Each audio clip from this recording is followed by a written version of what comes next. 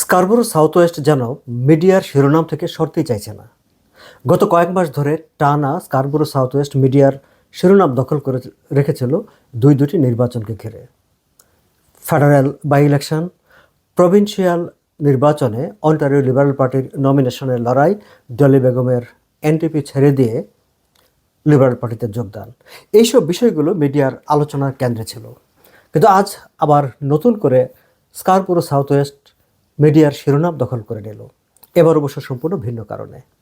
এবার মিডিয়ার শিরোনাম হয়েছেন স্কারবোরো সাউথ ওয়েস্টের সিটি কাউন্সিলর পার্থী কান্দাবেলকে ঘিরে। পার্থী কান্দাবেলের বিরুদ্ধে অন্টারিও পুলিশ ইনভেস্টিগেশন করছে। পার্থী কান্দাবেল পুলিশের তদন্তের আওতায় আছেন, এমন একটি খবরের আজ রোববার বিকাল থেকেই অনলাইন কিংবা টেলিভিশন কিংবা মেইনস্ট্রিম মিডিয়ার অনলাইন ভার্সন সব কিছুতেই শিরোনাম ফলাও করে প্রচারিত হচ্ছিল। এবং এই খবরটি আসলে প্রকাশিত হয়েছে পার্থী কান্দাবেলের একটি সোশ্যাল মিডিয়ার পোস্টকে উদ্ধৃত করে। শুক্রবার পার্থী কান্দাবেল তার সোশ্যাল মিডিয়ায় পোস্ট করে জানিয়েছেন যে অন্টারিও পুলিশ তার সঙ্গে যোগাযোগ করেছে এবং অন্টারিও পুলিশ তাকে জানিয়েছে তার বিরুদ্ধে পুলিশের একটি তদন্ত চলছে। তার বিরুদ্ধে কী অভিযোগ, কী নিয়ে তদন্ত চলছে, সেই বিষয় নিয়ে পার্থী কান্দাবেল কিছুই তার পোস্টে বলেনি। ফলে প্রথম দফায় যে খবরগুলো প্রকাশিত হয়েছে সেই খবরগুলোতে আসলে পার্থী কান্দাবেলের বিরুদ্ধে পুলিশ যে তদন্ত করছে সেই তথ্যটি ছিল, কিন্তু কী অভিযোগে তদন্ত করছে সেই তথ্যটুকু ছিল না। দর্শক, আপনারা পার্থী কান্দাবেলকে অনেকে চিনে থাকবেন যে বাংলাদেশিদের যে কোনো অনুষ্ঠানে তাকে দেখা যায়, সে কি সামাজিক অনুষ্ঠান, কি সাংস্কৃতিক অনুষ্ঠান, কি অন্য যে কোনো ধরনের অনুষ্ঠান, বাংলাদেশিদের যে কোনো আয়োজন, যে কোনো জমায়েত সমাবেশ, সবখানেই পার্থী কান্দাবেলের উপস্থিতি দেখা যায়। পার্থী কান্দাবেলের বিরুদ্ধে এই খবরটি এমন একটি সময় আসলো যখন আসলে নতুন করে সিটি কাউন্সিলের নির্বাচনী তৎপরতা শুরু হয়েছে। ইতিমধ্যে নমিনেশন পত্র জমা দেওয়ার প্রক্রিয়া শুরু হয়েছে। অনেকেই নমিনেশন পত্র জমা দিতে শুরু করেছেন। বাংলাদেশি কমিউনিটি থেকেও এবার আলোচনা হচ্ছে যে অনেকেই সিটি কাউন্সিলর পদে প্রতিদ্বন্দ্বিতা করতে চান। পার্থী কান্দাবেল সেখানে একজন শক্তিশালী প্রতিদ্বন্দ্বী। এখন যেহেতু তার বিরুদ্ধে পুলিশি তদন্ত শুরু হয়েছে, এই তদন্ত যদি ইতিমধ্যে শেষ না হয় তাহলে পার্থী কান্দাবেলের রাজনৈতিক ক্যারিয়ার কী হবে, তিনি আগামী নির্বাচনে প্রতিদ্বন্দ্বিতা করতে পারবেন কিনা কিংবা করবেন কিনা, সেই সব প্রশ্নগুলো এখন সামনে চলে এসেছে। যাই হোক, সেগুলো নিয়ে হয়তো আমরা সামনে কথা বলতে পারবো। আজকে আমরা বরং এই মূল যেই বিষয়টি সেই জায়গাটায় থাকে।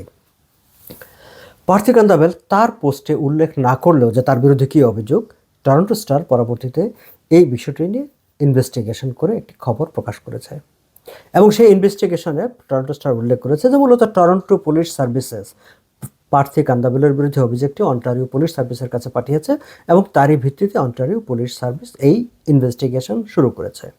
এবং অভিযোগের কেন্দ্রে আছে 708, 712 ক্যান্ডিডি রোডের একটি হাই রাইজ বিল্ডিং প্রজেক্ট। গত জুন মাসে পার্থী কান্দাবেল এই প্রজেক্টটির পক্ষে সিটি কাউন্সিলের বৈঠকে একটি প্রস্তাব উত্থাপন করেছিলেন, মোশন উত্থাপন করেছিলেন, যে মোশনটি কোনো ধরনের ডিবেট ছাড়া সব কাউন্সিলররা হাত তুলে সেটি পাস করে দিয়েছেন। এটি অবশ্য সিটিতে নতুন কিছু নয়, অনেক প্রস্তাবে এইভাবে ডিবেট ছাড়া হাত তুলে পাস হয়ে যায় বা পাস করে দেওয়া হয়। তাহলে পার্থী কান্দাবেলের ক্ষেত্রে এটি কেন অভিযোগে চলে আসবে? তার ঠিক এক মাস আগেই সিটি কাউন্সিল এই প্রস্তাবটি নাকচ করে দিয়েছিল। দর্শক, টরন্টো স্টার আরও একটু পেছনে তারা গিয়েছে। সেখানে দেখা যায় যে 708, 712 ক্যানেডি রোডের মূলত বর্তমানে যে বাড়িটি আছে সেটি হচ্ছে দুটি 4তলা অ্যাপার্টমেন্ট বিল্ডিং, সেটি রেন্টাল বিল্ডিং, 98 রেন্টাল ইউনিট সেখানে আছে।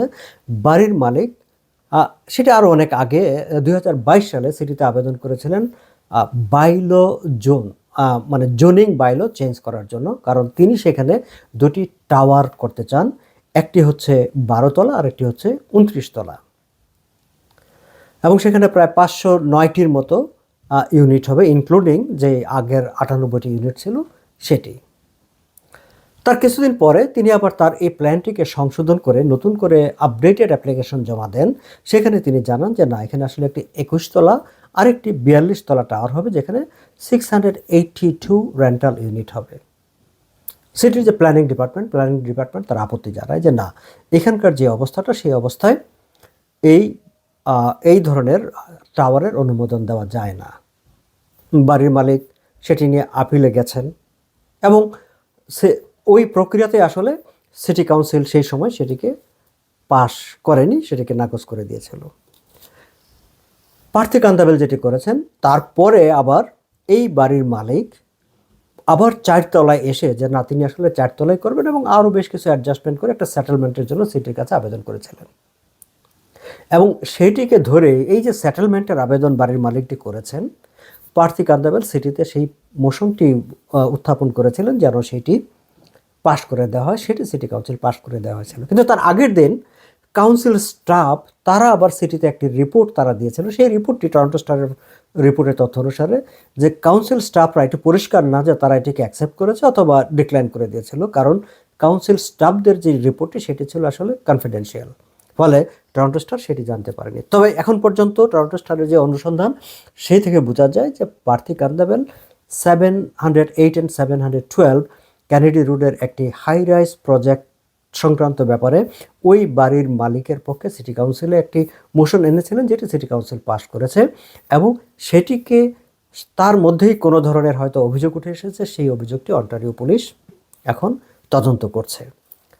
তদন্ত শেষ হলে জানা যাবে যে সেখানে কী ধরনের ইরেগুলারিটিস হয়েছে বা প্রার্থী কান্দাবেল কী ধরনের অপরাধ করেছেন, তার বিরুদ্ধে আসলে কী অভিযোগ এবং তিনি আসলে কতটা দায়ী, সেটি আমরা হয়তো জানতে পারবো যখন এই পুলিশের তদন্ত শেষ হবে।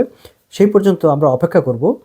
কিন্তু এটি একটি দৃষ্টান্ত অবশ্যই, বা আমাদের যে জনপ্রতিনিধিরা কি করেন, কি করছেন, তারা কিভাবে জবাবদিহির মধ্যে পড়ছেন, সেই সব বিষয়গুলো এইভাবেই আমাদের সামনে চলে আসে এবং এগুলো আমাদের আসলে বিবেচনায় রাখাও দরকার।